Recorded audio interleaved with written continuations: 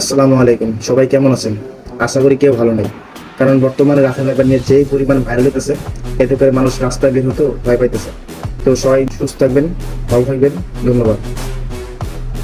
কি ভাবছেন আমি এই কথা বলতে আসছি? আমার কথা বুঝতে হলে 2020 সালে যেতে হবে।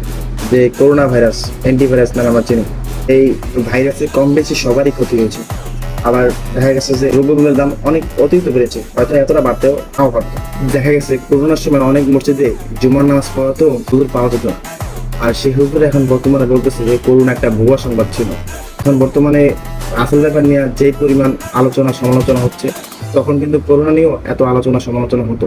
কোনো লোক বলতে পারবে না যে তার আশেপাশে পাড়া প্রতিবেশী আত্মীয় স্বজন কেউ করোনায় আক্রান্ত হয়েছে বা কেউ করোনায় মারা গেছে। কেউ বলতে পারবে না। সবাই শুনছে, শুনলেই সবাই বিশ্বাস করছে। করোনার সময় যেই মারা গেছে তাকেই বলা হয়েছে যে সে করোনায় মারা গেছে।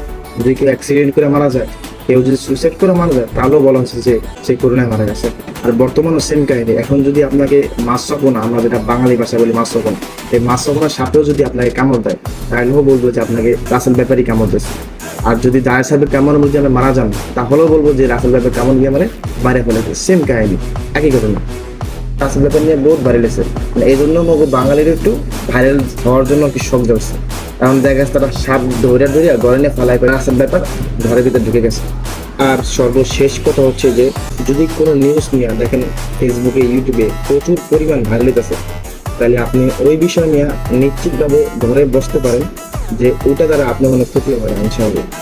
সেজন্য কোনো ফালতু ভিডিও না দেখে নিজের মতো নিয়ে চলেন, ইনশাআল্লাহ কিছু হবে না।